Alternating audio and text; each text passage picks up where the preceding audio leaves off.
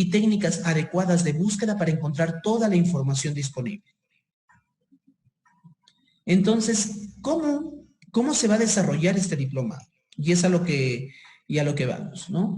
El cronograma del diplomado va a iniciar ya este 1 de junio, el día lunes estamos iniciando, y vamos a entrar con el módulo 1, que es herramientas para investigación y redacción, ¿no? En todo el mes de junio vamos a ver las distintas herramientas para investigación y redacción, en la cual va a estar dividido con actividades y trabajos por semana que se tienen que presentar, además de las clases presenciales virtuales. Una clase presencial virtual es lo que estamos realizando en este momento, ¿no? Todos estamos reunidos, se va a discutir sobre un tema y podemos realizar un conversatorio. El módulo 2 se va a realizar en el mes de julio, en lo que es metodología de la investigación, y el módulo 3, que es redacción científica, se va a realizar en el mes de agosto. Al finalizar, pues, los 3 módulos y haber aprobado estos 3 módulos, ustedes, pues, se puede retirar el certificado, que es un certificado por 400 horas académicas, que esto es lo que avala el diplomado, 400 horas de un curso de especialización, ¿no? Muy bien. Entonces, vamos a ver de qué trata cada módulo para entender cómo va a estar armado el diplomado. En el primer módulo, que es herramientas para investigación y redacción, vamos a ver en la primera semana lo que es la búsqueda especializada de información. ¿De qué trata la búsqueda? Es hacer el uso adecuado de la web para realizar una búsqueda efectiva y poder encontrar la información que nos es necesaria para redactar algún documento, alguna tesis o algún trabajo que queramos hacer. Es decir, vamos a hacer uso por completo de buscadores y metabuscadores y el ingreso a las principales bases de datos científica con un acceso total para acceder a la documentación completa. En la semana 2 vamos a ver las métricas de calidad. ¿Y qué es una métrica de calidad? Es un criterio para evaluar las publicaciones científicas. Esto se puede aplicar a un artículo, a revistas científicas, autores, instituciones, países y áreas temáticas. ¿Pero qué nos quiere decir esto? Por ejemplo, muy bien, ya buscamos información, ya sabemos que la información pertenece a algunos países, a algunos autores o a distintas áreas temáticas. ¿Cómo puedo evaluar que la calidad científica de uno u otro documento, de uno u otro autor, de uno u otro país es mejor? Cuando nosotros queremos evaluar la calidad científica, tenemos que hacerlo mediante métricas de calidad. Y para eso vamos a hacer uso de unos programas especiales, de los rankings especiales y de algunas páginas web especiales que se dedican a hacer métricas de calidad. Y vamos a poder comparar entre autores, entre artículos científicos, entre revistas, entre libros o entre países. Y vamos a poder ver cuál de estos tiene, pues, mejor calidad. Podemos hablar acerca de los softwares de procesamiento bibliográfico. Esto siempre, al final de esto, si gustan, podemos hacer una ligera demostración de cómo es un software de procesamiento bibliográfico realmente. Son softwares que uno, mientras va redactando, se va colocando la bibliografía.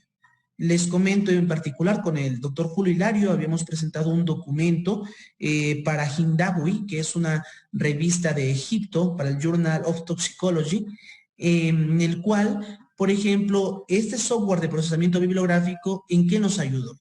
Nosotros le mandamos en un tipo de referencia bibliográfica porque eso es lo que nos pedían, pero después la revista nos responde y nos dice un ejemplo, ¿no? Nos dice de lo que se está redactando en APA, que es lo que piden algunas revistas, o en Vancouver, como es lo que nos piden algunas revistas en Ciencias de la Salud, o el Sitting Medicine, ¿no?, que son para las citas bibliográficas en Ciencias de la Salud. Entonces, nos pidieron que cambiemos de información, no que cambiemos de información, sino que cambiemos el estilo de la referencia, que actualicemos al nuevo estilo que están pidiendo. Si esto lo hubiéramos hecho de la manera común y silvestre, teníamos 70 referencias bibliográficas en el documento.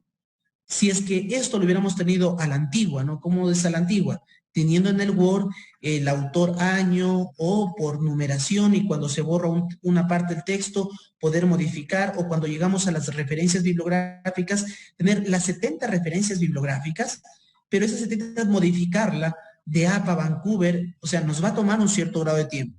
Y la respuesta de nosotros fue inmediata, no demoró pues más de 15 minutos. La respuesta, recibimos el documento, leímos cuál era la corrección y simplemente con un software de procesamiento uno lo abre y dice cambiar de APA a Vancouver.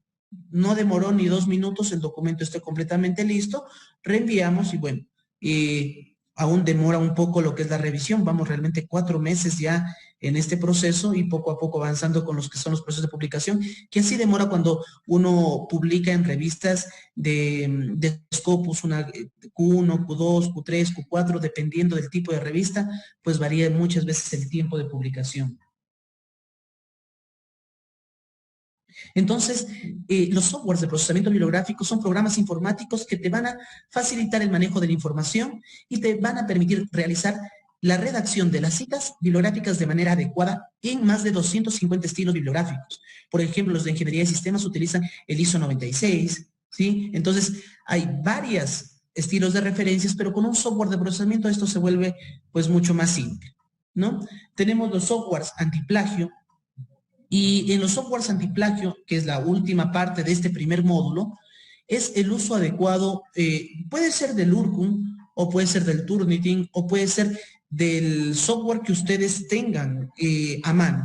Nosotros como Universidad Regional Autónoma de los Andes, tenemos contratado Urkun. Por lo tanto, podemos hacerle un ejemplo con Urkun, pero si ustedes tienen Turnitin o tienen cualquier otro programa antiplagio, pues se puede utilizar. Y acá va a ser importante, porque se dice el uso adecuado de Urkun y dice poder evaluar similitud versus plagio. ¿Cuál es el detalle de la similitud versus el plagio? Es que los programas antiplagio no es que sean antiplagio, son programas de similitudes. Es decir, te van a ver cuántas coincidencias tú tienes. El plagio académico, quien lo determina es el revisor. El plagio académico lo determina la persona que está revisando el documento y por lo tanto él va a determinar si es que la coincidencia está siendo citada o si no está siendo citada, si es que los documentos que están siendo presentados son los adecuados, entonces eso va a estar ahí y eso lo vamos a ver pues en la cuarta semana, vamos a poder analizar y cómo es que se puede ver también de que si es que lo vamos a determinar con plagio, ¿qué porcentaje de similitud vamos a considerar? En algunas universidades consideran para una tesis o para un artículo entre el 10 al 20% de similitud. Y acá va la pregunta, ¿no? ¿Será lo mismo hacer una publicación en ciencias sociales, en ciencias médicas, en ciencias, por ejemplo, en las ciencias jurídicas, por ejemplo, como en el derecho? Por ejemplo, será el mismo nivel de similitud, porque en derecho, por ejemplo, van a tener que citar documentos o frases o artículos de ley completos, los cuales no se pueden parafrasear, se tienen que poner tal como están, por lo tanto la coincidencia va a aumentar. ¿O qué pasa, por ejemplo, si es que es una tesis de repente de literatura, de poesía, del análisis de una obra, donde el documento tiene una similitud, digamos, del 40 o 50%? ¿Se podrá considerar plagio? Entonces, hay varios aspectos que vamos a tener que hablar en este sentido. Esto vamos a ver el primer mes del diplomado. En el segundo mes vamos a hacer ya metodología de la investigación. Quien va a estar a cargo de este módulo es el doctor Julio Hilario Vargas. Entonces, acá vamos a poder ver cómo se origina un proyecto de investigación, ¿no? Cómo surgen las ideas para el proyecto de investigación. Vamos a ver qué tipos de estudio hay.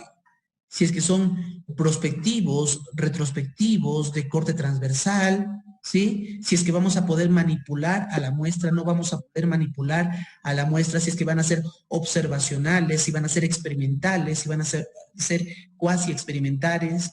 Vamos a poder, después de hacer el análisis de la realidad, después de los problemas, de los distintos problemas que se presentan, vamos a determinar qué problema podemos resolver de manera científica y volver esos problemas que están ahí, volverlo como un problema científico netamente, ¿sí? Luego, después de determinar un problema, plantear una posible solución, una hipótesis científica o cuando amerite realizar una hipótesis científica, porque no todos los documentos, no todos los trabajos de investigación tienen una hipótesis explícita. Hay algunos documentos que tienen hipótesis implícita. Y eso, pues, lo vamos a ver en algunos trabajos descriptivos, observacionales, que de repente no son de experimentación. Luego de eso, vamos a ver cómo son los diseños de contrastación de hipótesis. Cómo es el diseño de la investigación. Si vamos a hacer con grupos control, con grupos problema, si es que no va a haber, si va a ser un corte de inicio, un corte de final. Bueno, hay una gama de diseños de investigación que se va a tener que revisar en esta parte. Luego vamos a ver lo que es la selección de la muestra. Para esto de la selección de la muestra hay algo que McGraw-Hill pues nos está apoyando bastante, porque ya que trabajamos con el doctor Roberto Hernández Sampieri con su libro, nos dan el libro físico de Roberto Hernández Sampieri para todos ustedes, por si acaso, a todos los inscritos tienen el libro original de McGraw-Hill que les va a llegar por vía Servientrega, o vamos a ver cuál es el medio que se les puede entregar ya para la próxima semana para los inscritos, para que les pueda llegar el libro físico. Ahí les va a llegar un código para la versión en línea. En la versión en línea, ustedes van a tener acceso a casi todo el libro en línea, pero también a libros de lo que es redacción científica, de las normas de citas para ciencias de la salud, lo que es Sitting Medicine, Vancouver, APA, va a venir ahí todas las reglas. Y cuando se trata de selección de muestra, el software es bien interesante porque tú ingresas la población, ingresas las características del estudio y te da directamente la muestra. Normalmente la selección de muestra es un dato estadístico que se realiza. Entonces, con esto, pues, realmente acelera bastante el trabajo. Luego tenemos las técnicas de recopilación de datos, cómo vamos a poder recopilar los datos, ya sea, pues, van a ser imágenes, van a ser cuadros, van a ser figuras, qué métodos vamos a utilizar, van a ser encuestas de repente, o van a ser análisis arrojados por una máquina. Sí, por ejemplo, si es en ciencias de la salud, digamos, se hacen una biometría hemática, toda esa cantidad de resultados, ¿cómo se van a registrar? O si es que ustedes van a hacer un trabajo de campo, si es que van a hacer encuestas, ¿de acuerdo? ¿Cómo van a medir realmente su trabajo de investigación? ¿Cómo se va a recopilar esos datos? Ahí lo van a poder ver todas las distintas técnicas. Luego vamos a hacer el análisis de interpretación de esos datos. El análisis de interpretación viene a ser la discusión en sí. Y por último, el reporte de los resultados. Ya que hemos hecho todo el trabajo, ya que está todo realizado, ¿cómo vamos a reportar los resultados? Estos resultados, pues, pueden estar reportados en gráficas, figuras, imágenes, y cómo los tenemos que representar. Y de esta manera, porque hay hasta softwares especializados también para hacer este tipo de reporte de resultados. Y esto es lo que vamos a ver en la unidad número 2, en el mes de julio. Y por último, vamos a culminar, ya que sabemos utilizar las herramientas de búsqueda y de plagio, ya sabemos la metodología de la investigación, cómo plantear el trabajo, pues por último pasamos a lo que es la redacción científica. Y en la redacción científica, pues vamos a ver cómo se da la estructura IMRIT, ¿sí? La estructura IMRIT es la estructura de introducción, material y métodos, resultados y discusión. Es una estructura internacional que adoptaron las revistas científicas para la publicación de datos. Aunque actualmente existe un cierto grado de controversia en la estructura IMRIT, por ejemplo, si nosotros recordamos al premio Nobel, en este caso, por el descubrimiento del ADN, ¿qué es lo que sucede? Que fue el trabajo de presentación de unas cuantas páginas, mientras que, y eso ganó un Nobel, pero ahora, por ejemplo, para la producción de un trabajo científico, es un documento completamente estructurado. Entonces, distintos tipos de revistas están considerando algunas variaciones en la estructura, pero la estructura general es que todo trabajo científico tenga una introducción, tenga un material y métodos, tenga los resultados y la discusión, y en algunos casos discusión y conclusiones. Entonces, vamos a ver la estructura INRIT, vamos a ver cómo se plantea un título, cómo se hace una introducción, cómo se redacta el material y métodos, cómo se redactan los resultados, cómo se hace una discusión y las conclusiones. También vamos a ver ¿Cuáles son los principales conectores y frases que se utilizan en redacción? Eso es importante porque tenemos que tener una lógica en lo que es la hilación de ideas cuando se vayan redactando los párrafos. ¿Qué características o normas de redacción tenemos que tener en cuenta para ir redactando los párrafos al momento, ya sea de realizar la introducción, que no es lo mismo que hacer la discusión, que no es lo mismo que hacer una conclusión, o que no es lo mismo que hacer una presentación de resultados? Los tiempos verbales en cada uno de ellos pues va variando. Entonces tenemos que ir viendo cómo se van a ir redactando. Cuando uno ya termina de redactar un documento, podemos decidir publicar nuestro trabajo. Entonces, para poder elegir a la revista, tenemos que medir el impacto de nuestro trabajo. Es decir, cuán importante es nuestro trabajo y cómo lo hemos hecho.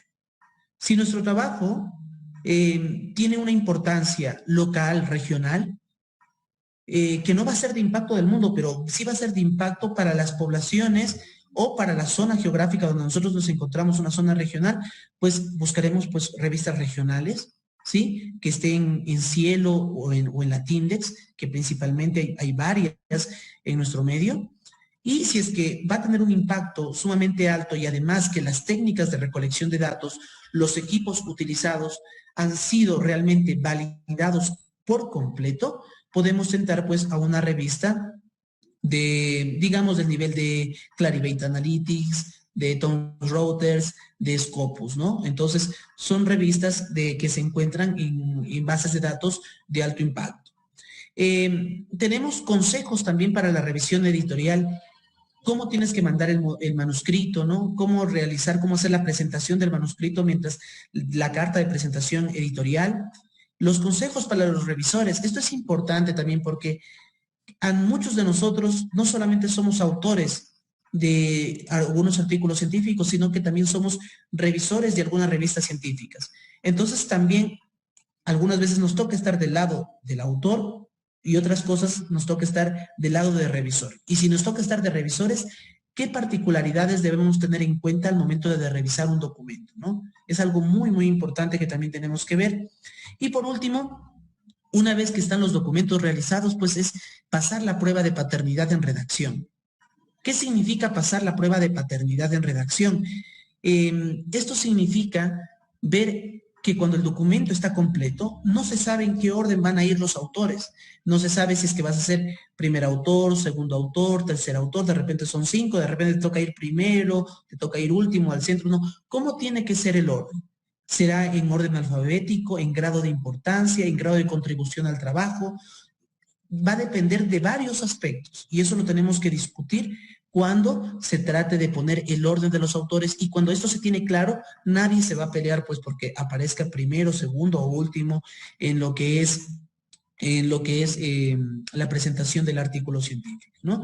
Y con este tercer módulo de redacción científica, el primero, herramientas para investigación y redacción, el segundo, metodología de la investigación, y el tercero, que es redacción científica, estaríamos terminando lo que es el diplomado. Prácticamente con esta parte estaríamos teniendo las 400 horas académicas de trabajo, abarcando varios tipos de procesos donde se les da todo tipo de información desde la parte básica, y si alguien necesita un poco de información de un poco más compleja, también se le va a proporcionar con todo el material bibliográfico que se tenga, con clases asincrónicas, es decir, va a haber clases ya grabadas, que ustedes van a entrar, van a escuchar la clase y las van a ver, y clases también sincrónicas, presenciales virtuales, en las cuales nos vamos a reunir para poder discutir algún aspecto, o de repente vamos a instalar un software de procesamiento bibliográfico y alguno tiene dudas de cómo instalar el software, pues para eso son las presenciales virtuales. Nos reunimos, les ayudamos en la instalación, resolvemos las dudas. ¿Qué pasa si es que surge algún problema en el manejo del URCUN, en el manejo de los softwares de procesamiento bibliográfico? ¿Qué pasa si tengo problemas al acceder a un documento que me está interesando mucho para la redacción del documento? Pues todos esos aspectos los vamos a ver. De esto trata el diplomado de investigación. Espero que esta parte de los 3 módulos cumpla con las expectativas de todos ustedes, y también pues esperarles desde que el día lunes iniciamos ya con el diplomado. con las primeras semanas de trabajo y también con nuestras primeras reuniones virtuales para que puedan acceder a todo tipo de información y también pues para que ustedes ya vayan viendo para el segundo módulo, que es para el mes de julio, pueden tener ya en sus manos el libro de metodología de la investigación del doctor Hernández Sampieri, pues puedan tener el libro físico para que puedan ir leyendo pues y preparándose para el segundo módulo también. Entonces, de esta manera, he terminado esta primera etapa de la presentación. Más bien, gracias por su atención. Y ahora sí, podemos pasar a resolver todas las preguntas y dudas que puedan tener por parte del diplomado. Y también quiero dar paso a la directora académica del CTT de los Andes, quien es la encargada de lo que es la parte de las inscripciones, quien es encargada de toda la parte académica para el desarrollo del diplomado. Entonces voy a dar paso a la ingeniera Jenny Barreno para que, si es que hay alguna duda acerca del proceso de lo que son matrículas y todo eso, ella nos pueda dar información, ella pueda dar respuesta a sus preguntas, a sus inquietudes, y si hay alguna pregunta con respecto a la parte académica y desarrollo del diplomado, pues con gusto responderé sus preguntas. Muy bien. Miren, por ejemplo, voy a hacer una pequeña búsqueda que dice dolor, por ejemplo, con pain. Voy a buscar cuántos artículos me aparecen. Miren, me aparecen acá 1.200, bueno, 1.300.000 documentos, pero también tenemos otros, por ejemplo, como el PubMed, por ejemplo, que en PubMed ya cuenta pues un buscador que realmente cuenta con más de 60 millones de trabajos también disponibles, ¿no? Por ejemplo, vamos a buscar al dolor acá y hay otros más, pero por ejemplo, solamente vamos a coger un artículo de repente al azar, ¿de acuerdo? Algún artículo al azar, por ejemplo, experiencia del dolor similar pasado. Vamos a ver acá. Un artículo, vamos a imaginar que estamos redactando un documento nada más. Vamos a abrir una página de Word. ¿De acuerdo? Entonces, cuando nosotros vamos redactando nuestro documento y queremos insertar citas bibliográficas, imaginemos que, por ejemplo, de esta parte, ¿no? Y le voy a cambiar de color, le voy a poner un color azul para identificar. Este párrafo pertenece a un autor, ¿no? Ya estoy citando. Entonces yo voy a referencias bibliográficas, voy a abrir el Mendeley. El Mendeley, escojo el estilo que voy a utilizar. Voy a ver si utilizo APA en esta... No se está observando en la pantalla, doctor, solo estamos en la parte de lo de Science Direct. En la de Science Direct, perdón, ya les comparto la pantalla del Word. Acá está. Listo. ¿Ahí sí están observando el Word? ¿Sí? Ahí podemos ver el Word. Listo. Entonces, acá tenemos el Word, por ejemplo, ¿no? Entonces, tenemos el Word y les había dicho, ya hemos redactado este párrafo y queremos poner una cita bibliográfica. Muy bien. Cuando nosotros acá les voy a enseñar a instalar todo lo que es la parte del Mendeley, y por ejemplo, de repente ustedes van a iniciar de repente con APA sexta edición, van a iniciar. Entonces, vamos a abrir el Mendeley, vamos a insertar la cita bibliográfica. Muy bien, vamos a ponernos acá y vamos a poner nuestra primera cita bibliográfica. Vamos a ponerlo acá. El primer párrafo les voy a poner de color azul para determinar que eso pertenece a un autor. Entonces, vamos acá a referencias, vamos a poner insertar citación. Y voy a pensar que este primer documento de Word es el que estoy utilizando y lo voy a citar. Listo, miren, ahí lo tengo en APA. Este segundo párrafo, por ejemplo, lo voy a poner de color verde porque es de otro autor. O sea, los colores solamente son para ejemplificar, ¿no? Solo para ejemplificar. Voy a poner acá y voy a insertar otra referencia más porque este es de otro autor.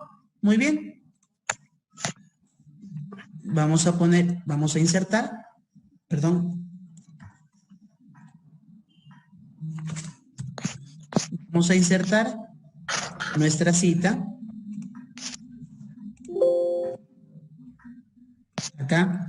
En la parte final vamos a insertar la cita del otro autor. Muy bien, insertamos la cita. Igual está en APA. Y por último, lo que está de negro es nuestro tercer autor. Un sencillo ejemplo, ¿no? Para ver cómo se utiliza un software de procesamiento bibliográfico. Entonces, ahora al final imaginemos que ya terminamos lo que es la discusión, las conclusiones. Vamos a lo que es la última parte, que son referencias bibliográficas.